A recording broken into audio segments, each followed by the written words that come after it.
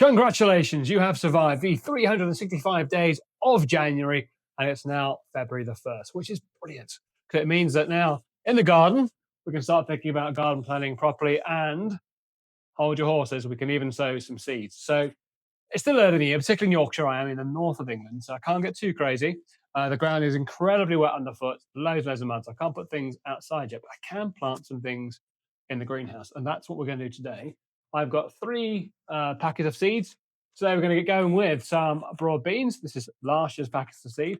There's still enough here to make a start this year. Now, what's really important, I think, is to stagger. So we're going to do some now, some later. Some I'm going to sow here in a seed tray. They'll be the first broad beans of the year, and some in the beds later on. Then I'm going to start my flowers, so marigolds first, because they will go with the tomatoes in here. And then leek. I'll talk about leeks. They have more than one reason, which I'll get to in a little bit. So let's start by talking broad bean. I'm deliberately showing you this packet because I've known how much this cost last year, probably £3 or £4. In here, there were average of 30 seeds. Let's assume that's about right. In the tray here, I'm going to sow 12, probably double up underneath spare seeds. I'm going to use a packet up. The packet's good for 2 years, so they're dried seeds. Never waste any of them. And even if they were out of date, I would still sow them and see what happens, because seeds last for ages. They're nature's tool for preservation. So never throw away old seeds. We're going to do that today. To sow them, we're going to use some standard compost. Excuse me. So, standard compost for these ones. Because they are such big seeds, I'm just going to put them in this tray here. I'm going to use, this is young plants compost. It's not seed compost because they're such large seeds, they don't really need it. Seed compost is great for really fine, small seeds. So we'll use this stuff. And I'll just show you in a second when the tray is all full. And this is what I was telling you about the mud. Look at the state of the garden. I thought I'd just show you the chickens. They're looking really cute. That bed has got...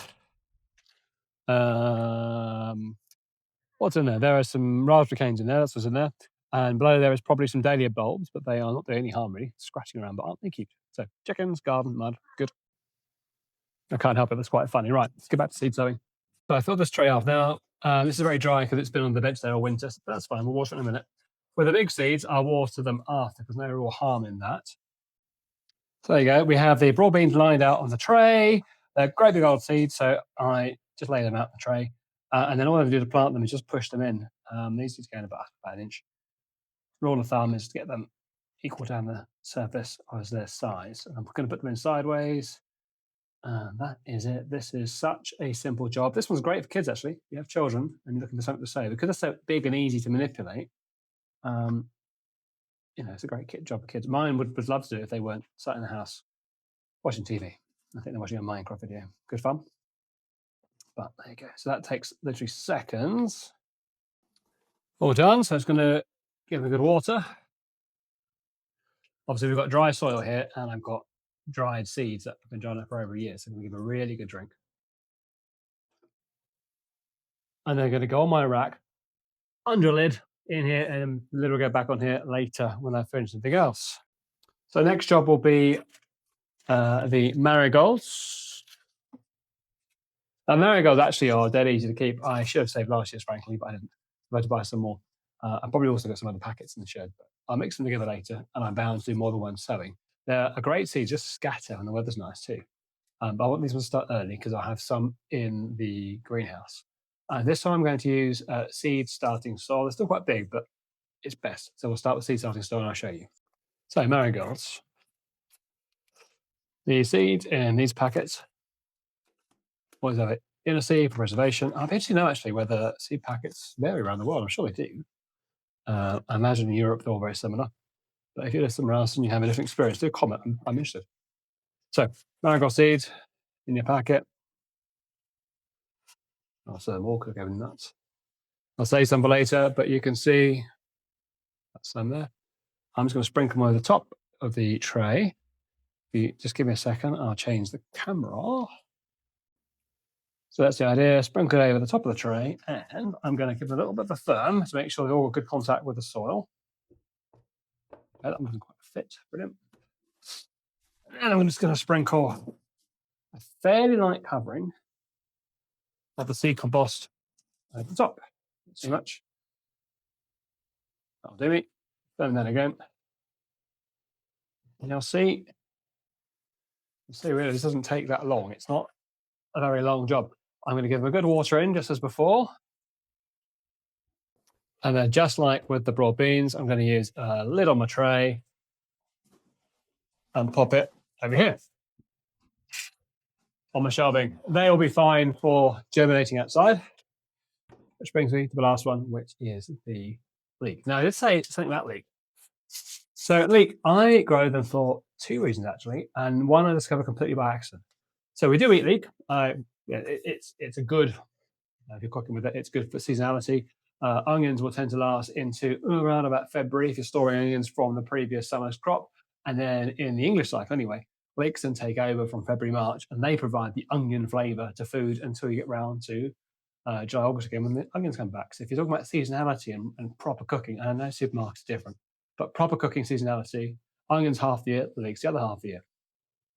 That's not the only reason I grow them. My favourite thing for them is I discover quite by accident, and also with this musselburgh variety, is if you completely ignore them, they get enormous.